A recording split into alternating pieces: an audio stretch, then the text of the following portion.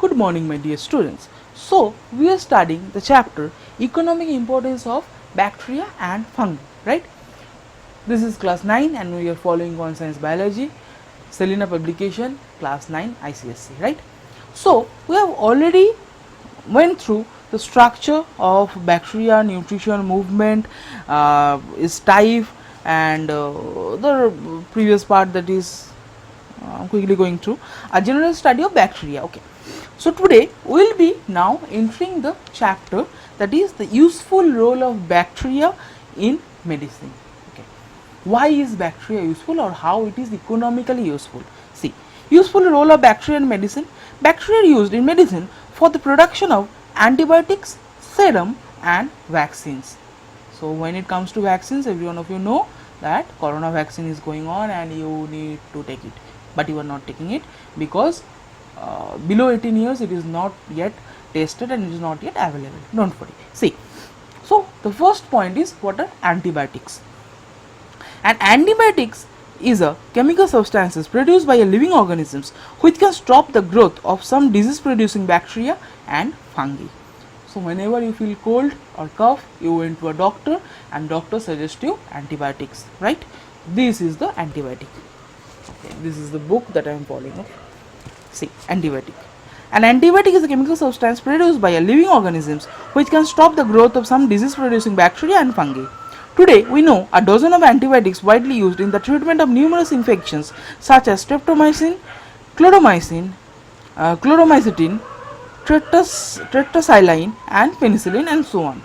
So what is penicillin? We will study about penicillin. Okay, penicillin is the first produced antibiotic. We will be studying about that. Penicillin, the first produced antibiotic from a fungus. In 1929, Alexander Fleming observed that some bacteria grow in a culture were destroyed by an accidental contamination of mold. Penicillium chrysogenium, formerly known as Penicillium notatum, he discovered that his mold produced a substance which suppressed the growth of many bacteria, and the substance was named penicillin, the first antibiotic for medical use. But remember, penicillin is the product of a mold or fungus and not of a bacterium. The antibiotic streptomycin was discovered next by Selman Watson in a similar way. Its sources organisms was the bacterium Streptomyces greensius. Some well-known antibiotics, their sources and diseases they treat are as follow. Okay, now go through these particular, oh no, my god, I don't know why these dogs are barking. Anyway, see, some well-known antibiotics, their source and the disease they treat are as follows. So please go through this particular box, study this very well. Okay, study this very well, this is going to come. What are the antibiotics? Penicillium, where from it is coming? Penicillium chrysogenum, disease treated, tetanus, diphtheria. So like this you will study. So what are the criteria of a good antibiotic? It should be able to kill a variety of diseases producing microorganisms or broad spectrum antibiotic. It is not like that only one it is going acting on it, only one. No, it shouldn't be. It should not produce undesirable side effects. And number 3 is it should not kill normal bacteria of the host. It shouldn't be doing that. Other uses of antibiotics as food preservatives, especially for fresh meat and fish, for treating animal feed, for controlling plant pathogens. So these are the other uses of antibiotics. Now serum. What are serum? Serum actually means blood plasma from which fibrogen has been removed. It may contain numerous chemical substances including antibody, antitoxins. What are toxins? Toxins are poisonous proteins released by pathogenic bacteria during their growth or upon their breakdown after they die. And what are antitoxins? See, it is a substance produced in animal bodies which reacts with the poison or the toxin produced by the invading germs. So for each and every, see, you can say that we are getting some serious disease and we are getting an antidote. Just like that, antitoxin is the antidote of toxin. So what is serum? Serum contains antitoxins or chemical substances for a particular pathogen. Serums are used as a preventive measure against bacterial invasion. For preparing serum, a small dose of bacterial toxin is introduced into the blood of a healthy animal such as horse or cow. The body produces antitoxin to neutralize the effect of toxin. After several injections of the same toxin, the blood of such animal is taken out. On chilling, it clears a straw liquid color which separates out from the clot and is called serum. So this is what serum is. Snakebite treatment involves injecting the particular antivenin produced from the blood of the horse, etc. in the same manner as given above. So what is the procedure of taking out serum? It is given over there. Okay. Genetic engineering has made it possible to introduce the human genes in certain bacteria like Escherichia coli or E. coli. These bacterial cultures grow very rapidly. The particular gene dependent product are extracted from these bacteria. The hormone insulin was first such substance produced by E. coli. Okay. A few serum compounds produced by genetically modified bacteria are blood clotting factor 8 for treatment of hemophilia A, factor 9 for treatment of hemophilia B, right? So please mark this out.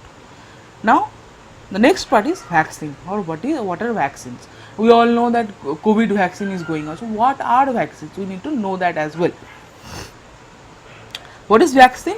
A preparation consisting of weakened germs or dead germ substance. What is vaccination? Introduction of weakened germs or dead germ substance into the body for developing resistance to that particular disease. Now let me explain this in a bit details. See, for example, out of your house, okay, see, out of your house you have two security guards. Just go through me, okay, go through me. Out of your house you have two security guards. Now they know how to fight with a stick. They have never used a gun before, right? Now what happens when suppose on one person, or you are introducing one person, you are introducing one particular person, okay, that person is coming in front of your house with a gun.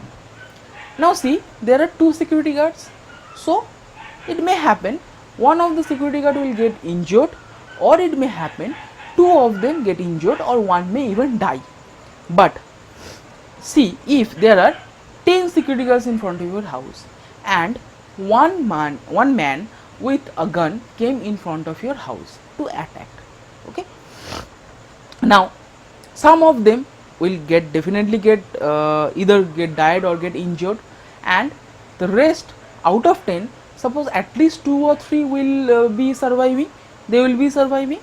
Now when they will definitely kill that man with the gun. Now they are having the gun in their hand, okay, they are having the gun in their hand.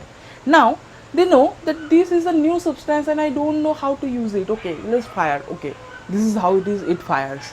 So they are getting knowledge about the gun.